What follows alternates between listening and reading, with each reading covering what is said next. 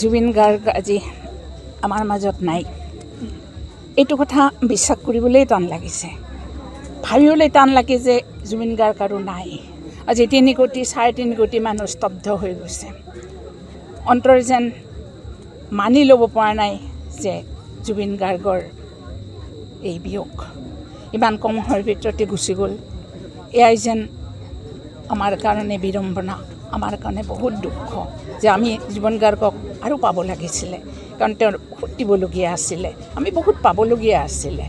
গতিকে যিখিনি দি থৈ গ'ল সেয়া একোটা একোটা অমূল্য ৰত্ন, প্ৰতিটো একোটা একোটা অমূল্য ৰত্ন। গতিকে অমূল্য ৰত্নক আমি সযতনে ৰাখিব লাগিব, সাঁচি ৰাখিব লাগিব। আমাৰ যুৱ প্ৰজন্মৰ হাতত এয়া নৈতিক দায়িত্ব যে তেওঁৰ সৃষ্টিৰাজি সুন্দৰকৈ সজাই তেওঁক জীয়াই ৰাখিব লাগিব। প্ৰতিজন মানুহৰ, প্ৰতিজন অসমীয়াৰ মনত তেওঁক খোদিত কৰি ৰাখিব লাগিব। গতিকে আৰু কি ক'ম, যে জুবিন গাৰ্গৰ কথা যিমানেই ক'ম শেষ নহয়। এই মুহূৰ্তত জুবিন গাৰ্গ বিচাৰিছোঁ তেওঁ অমৰ হওক, তেওঁ শান্তি পাওক, তেওঁ আমাক আশীৰ্বাদ কৰক, য'তেই থাকক তেওঁ আমাক আশীৰ্বাদ কৰক। জুবিনৰ এটাই কথা আছিলে যে মোৰ কোনো ধৰ্ম নাই, কোনো জাতি নাই। আৰু এই কথাটো আচলতে প্ৰমাণ হ'ল আমাৰ অসমৰ চুকে কোণে বিভিন্ন ধৰ্মাৱলম্বী, বিভিন্ন জাতিৰ মানুহে আমাৰ জুবিনৰ শ্ৰদ্ধাঞ্জলি পাতিছে।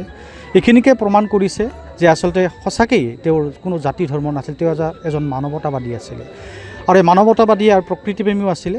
আৰু তেওঁৰ নিদৰ্শন যদি আমি চাব যাওঁ, প্ৰায় 38,000 গীত গাইছিলে, বিভিন্ন ভাষাত গাইছিলে, 40খন চিনেমাত তেওঁ গান গাইছিলে, 40টা ভাষাত গান গাইছিলে। তেওঁ ক'লে শেষ কৰিব নোৱাৰে, আমি কৈ শেষ কৰিব নোৱাৰোঁ। গতিকে তেওঁৰ যিখিনি অমৰ সৃষ্টি আছে সেইখিনি আমি যাতে ধৰি ৰাখিব পাৰোঁ, যুৱ প্ৰজন্মই যাতে তেওঁৰ সৃষ্টিক যাতে অনাগত দিনত ধৰি ৰাখিব পাৰে, তাৰ কাৰণে মই চৰকাৰক আহ্বান জনাইছোঁ, তেওঁৰ কাৰণে এটা কিবা কৰাৰ ব্যৱস্থা যাতে কৰে। ধন্যবাদ। আজি আমাৰ কাৰণে অত্যন্ত দুখৰ দিন যে অসমৰ এজন ৰত্ন, অসমৰ এটা ডাঙৰ সম্পদ হেৰুৱালোঁ। অসমৰ সংগীত জগত আজি যেন স্তব্ধ হৈ পৰিছে। জুবিন গাৰ্গৰ সৃষ্টিৰাজিয়ে বিশ্ব দৰবাৰলৈ অসম আৰু অসমীয়াক লৈ গৈছিল। সৃষ্টিৰ মৌলিকতা,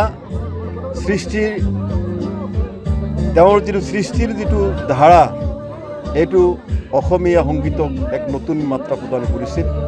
তেখেতক আমি অকালতে হেৰুৱালোঁ।